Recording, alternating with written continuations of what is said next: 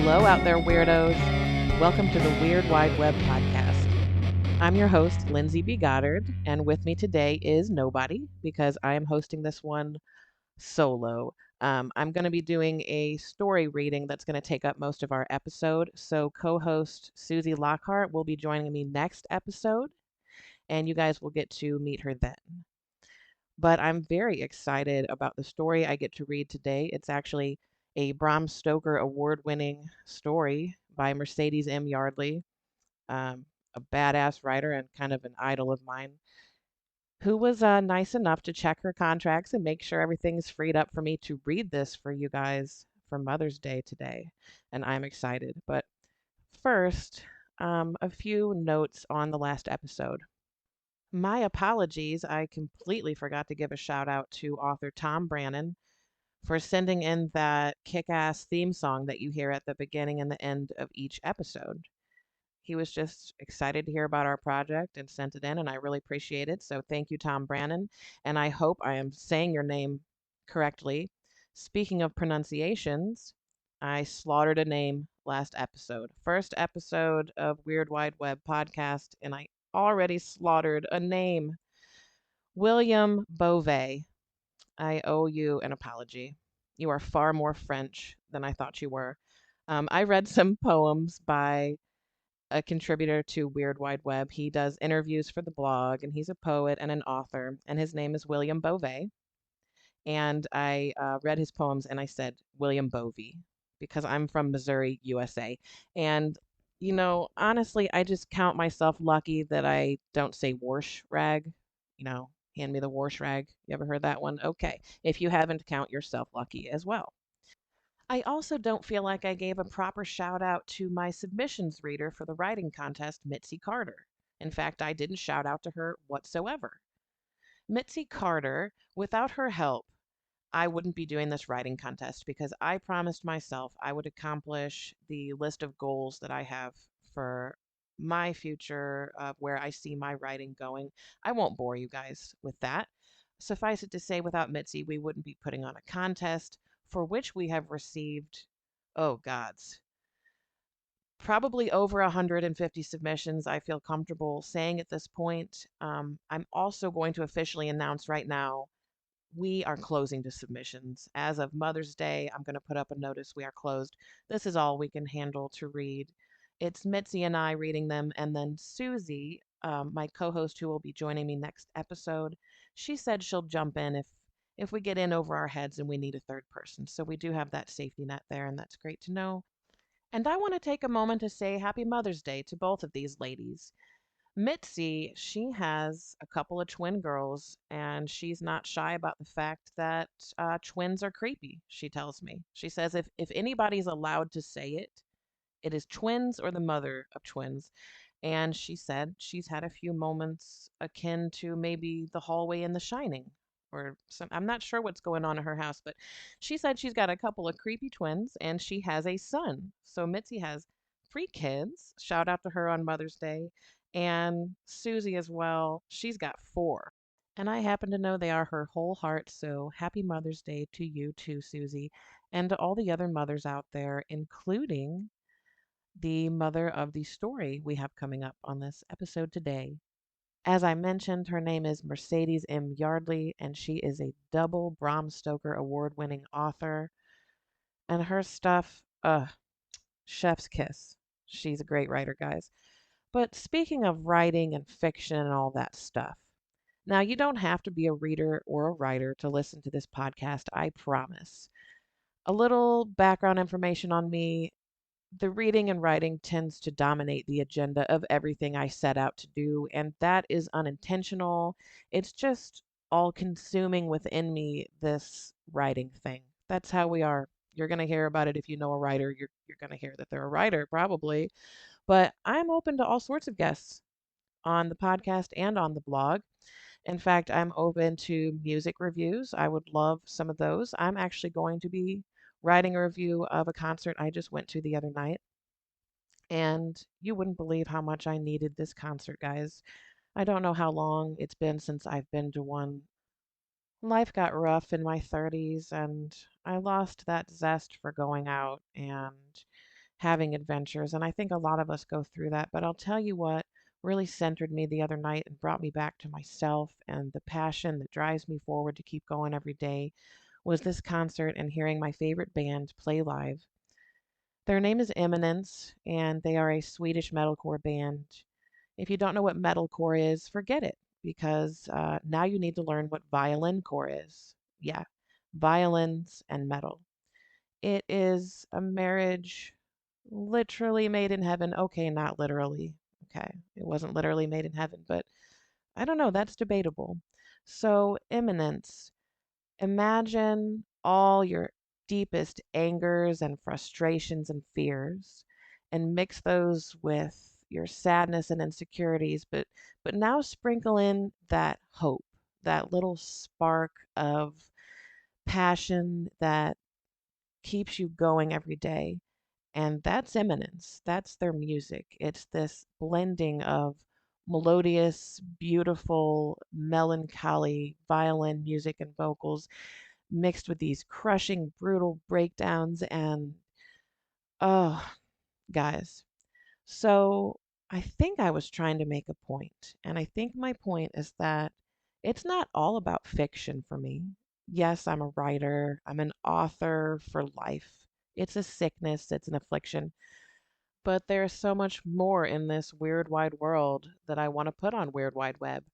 And what is weirder than a Swedish guy screaming into his violin? I ask you. Not only that, but the two opening bands both crushed it. They killed it. It was stellar performances all around, and I will be writing a review on that concert and putting it up on the blog shortly. So if you are a music reviewer and you would like to have your music review on weirdwideweb.org, send it in to admin@weirdwideweb.org and maybe we will use it. We actually just had our first guest movie review by author Michael Errol. Oh, now I'm paranoid all the time, William Beauvais. Am I saying Michael Errol's name correctly? I'll have to check with him, won't I? But he sent in a pretty spot on review, in my opinion, of Late Night with the Devil, but you might have a different opinion out there in weird wide web land.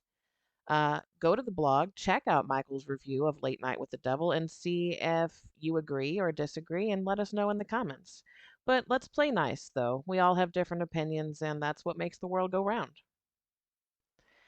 And there's just one more issue I'd like to address before I go into this story reading. Well, not so much an issue as a random comment I encountered on social media that I have since deleted.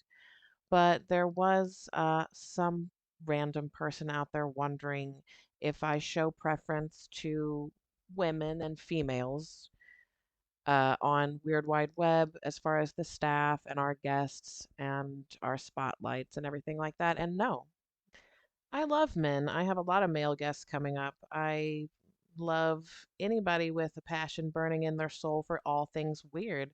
I love my non binary folk too. I mean, there's no preference for female at weirdwideweb.org. What happened is during the month of March, which is Women's Recognition Month, I received so many requests from women who wanted to come on the blog because the word got around that I was interviewing uh, remarkable women for my blog for the month of March. And so that ended up spilling over into April because I'm not good at budgeting my time, guys. I'm going to come forward.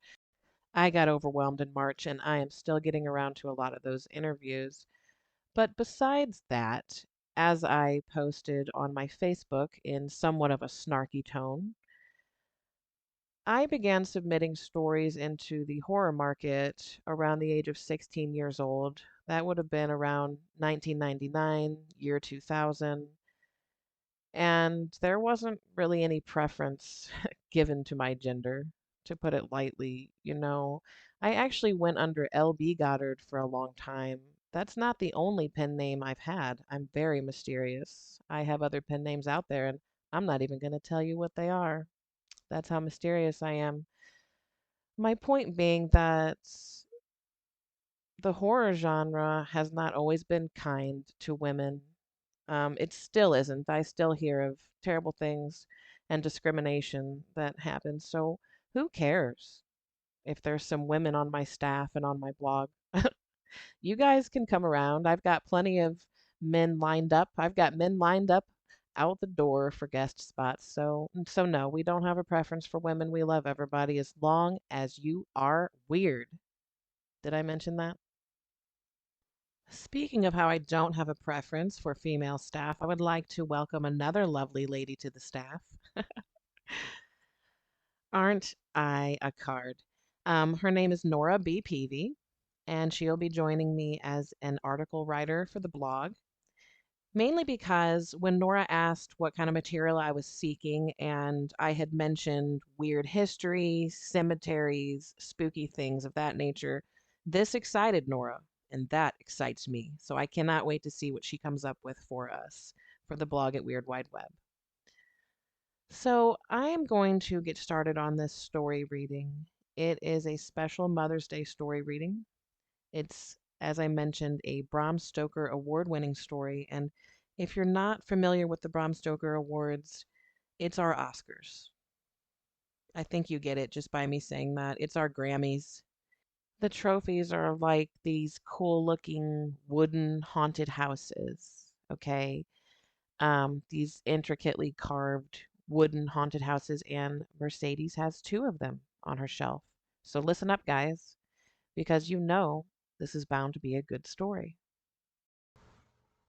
Weird Wide Web is honored to present Fracture by Mercedes M. Yardley.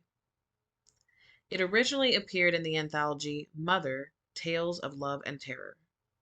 Thank you so much to Mercedes M. Yardley for letting me read this. Layla fell in love with a man made of glass. His hands were jagged, but his lips were smooth and cool to the touch.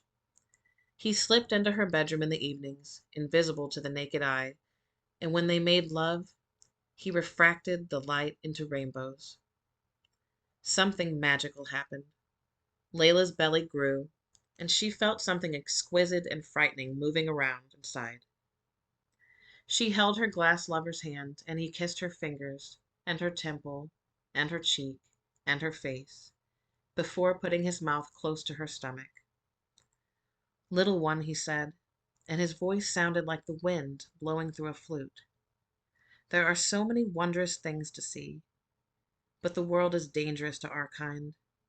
Take after your mother and be flesh and bone, for I wish you to be strong and experience the world."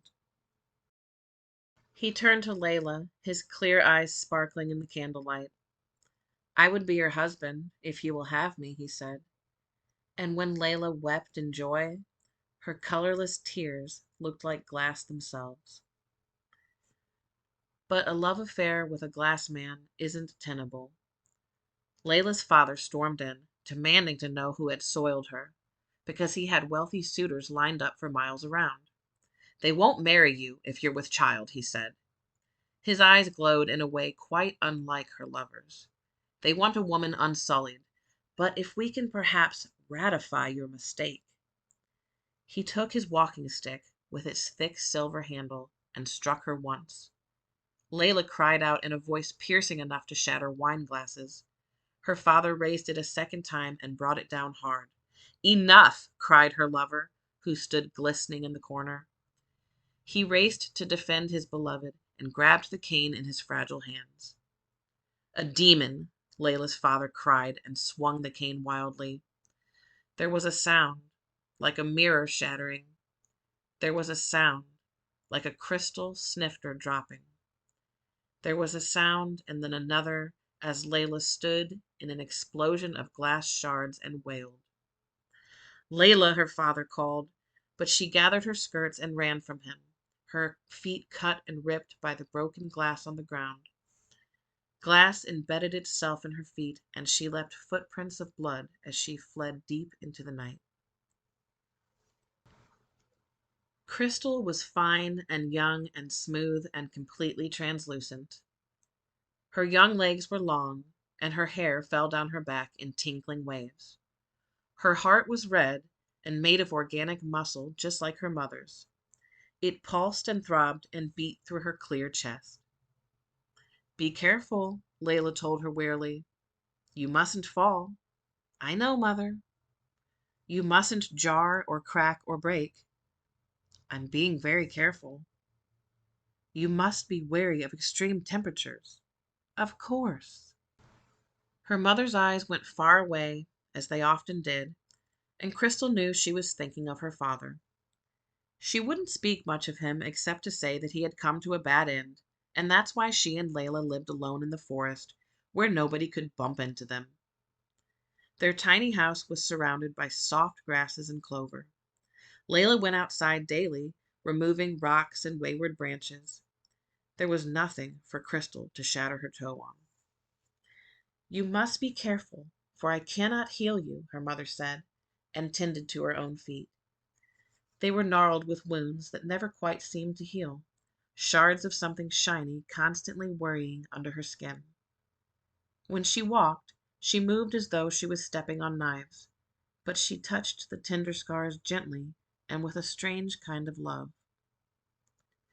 Crystal sighed. She'd tired of being swaddled in knitted wraps like an infant. She wanted to shed the extra layers and run free in the woods, to dip her hands in the brook and become like a river rock. She wanted to reflect the sunlight like a prism and see what a town square looked like and do all the things her mother forbade. If I could just climb a tree, Crystal began. You're so precious, Layla said. More precious than a diamond. More precious than the glass slipper of a princess. Mother, I want to go to school. I want to have friends. I'm so very lonely. Her mother kissed her forehead dreamily, and Crystal closed her eyes. Lonely, yes, she murmured to Crystal, but you are unbroken. Is there anywhere else that is safe? Somewhere that isn't here? Perhaps we could travel there, Mother. I've thought of taking you to the sea, child. It's miles and miles of open water with nothing to shatter against. But it's far away, and the journey is too dangerous, and the sea is so vast. It was so large that a small glass girl, slippery from the water, could wriggle from her mother's grasp and float far, far away. It was Layla's nightmare, but Crystal's dream. She was safe and she was loved, but that wasn't enough. One night when the moon was full and the air was as clear as Crystal herself, she donned her warmest cloak and fled into the night. She ran like a rabbit. She ran like a stream. She ran like her mother so many years ago. Her human heart thumping against her fragile ribs, her legs shining in the dark. While her mother had carried a precious unborn child of glass, Crystal carried her fragile human heart. It wasn't easy for a glass girl in the city. There were cobblestones to trip on and carriages that run past. Crystal's pinky finger was caught in a door and broke off in the jam. Her tears plink, plink, plinked as they fell and shattered on the ground. Children hurried to collect them before they broke, sucking on them like candy. Who are you? One of the children asked. He squatted next to a dirty alley. Why do you look so strange? My name is Crystal, she answered. I come from the forest. Are you a witch? A little girl wondered. Are you a fairy? I'm a girl, just like you, she said. You are nothing like us, a boy told her, grabbing her arm. You're strange, and I can see right through you. Even your skin feels different. Please don't, she said, and stepped away, but he pushed her against the stone wall so roughly that she heard two of her vertebrae crush. Are you see-through everywhere? He asked. He yanked her cloak off. The other children began to tug at her simple clothes. Stop, she cried. Leave me alone. Fabric tore, and Crystal stood there in the sunlight, covering herself with invisible hands. Her vulgar human heart was glutted with transparent blood, a pumping clump of arteries and muscle. Her heart looks like something dead, the boy said, and his face was white. Disgusting, a child cried, and he reached down to pick up a stone. Go away, never come back. The stone flew past Crystal's head and hit the alley wall. She stood still, staring in shock, until another stone hit her in the shoulder. She heard a crunching of glass, the sound of fragile bones breaking. The children whooped as she fled, holding her tattered clothes around her. Rocks hit the dirt at her feet, occasionally pelting her body, and the glass bruised in spiderweb cracks. Layla searched for her daughter. She searched every inch of the cottage, looking for the telltale signs of light rainbowing over the walls or reflecting against the ceiling. Crystal wasn't to be found. Had she been stolen like a jewel? Had somebody slipped her from her bed during the night? Had she left on her own because she was so unbearably lonely? "What do I do?" Layla said aloud. She held a glass drop in her hand, a piece of her lover that had once been sharp and brittle, but time and the constant rubbing from her warm fingers had turned it smooth. "I must find her." She kissed the glass drop and tucked it into a little pocket sewn inside her dress, next to her heart. Layla gathered her things.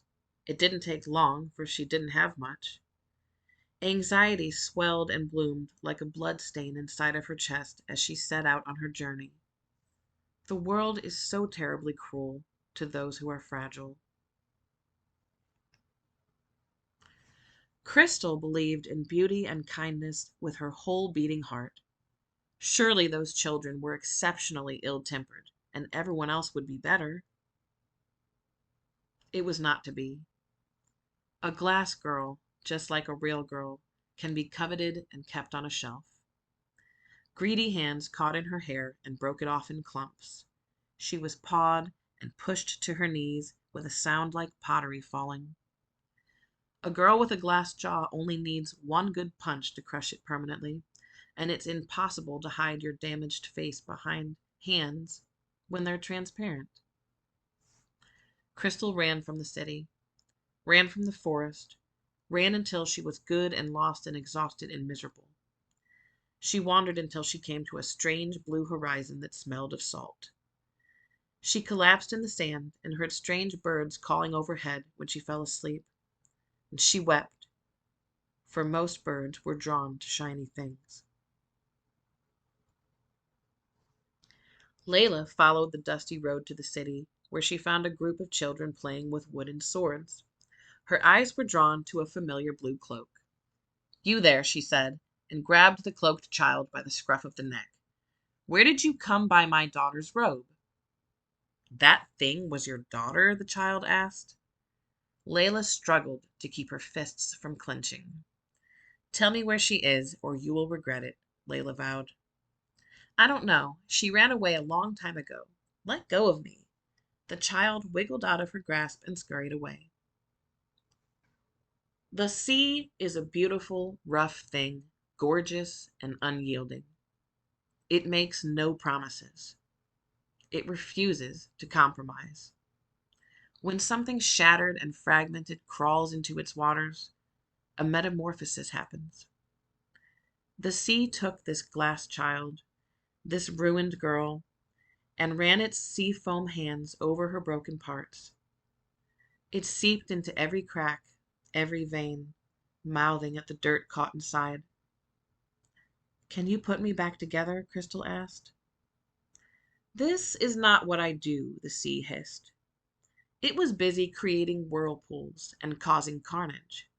The sea rose with sunken ships in its hair and paused for admiration. "What can you do then?" Crystal asked. "I transform, child," the sea said, and it lapped at Crystal's cracked feet. "Come." Crystal thought of her mother, and this gave her courage. She slid under the ocean waves, and it began. The sea tumbled and tossed and buffeted. Loose pieces fell away, and her meaty human heart was fed to the fishes.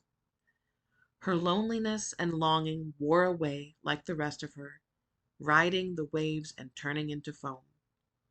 At last, she thought, I am happy. "It matters not," answered the sea. Layla searched the land tirelessly. She looked in cities and towns and villages. She looked in the forest and in the deserts. Her tender, raw feet grew calloused from her travels, pushing the precious glass shards even farther into her body. Each painful step was an exquisite reminder of him. Her hair grayed and her back stooped, but each thought of a little glass girl rejuvenated her. She climbed through tall grasses and tripped over roots. She eventually came to a place that smelled of salt and tears, the sea. Each footstep in the sand felt heavy, but the water glittered and glistened like two loves long lost. Layla touched her lover's glass drop through the pocket in her dress. She neared the water, pulling off her shoes and wading into the waves. The sand gave way beneath her. "What do you want?" asked the sea. "I am busy." "I'm looking for my daughter," Layla said. She had never spoken to the sea before. "She disappeared many years ago." "Daughters often disappear," the sea sniffed. "I've taken many of them myself. So easy to lose, daughters." "She is beautiful. She's made of glass." The sea capsized several ships while it thought. Layla sighed and fell to her knees. The water swirled around her. "It's possible to love something too much," the sea told her. It caressed her legs with green weeds. "You can love something to pieces." "I'm afraid that's what I've done," Layla admitted. Her tears, when they fell, weren't glass at all. They were bitter and salty, and the sea opened its mouth to taste them. "Tastes like me," the sea commented. And something washed onto the sand. A treasure of the deep. A gift from the universe. Layla reached out for it with a small sound.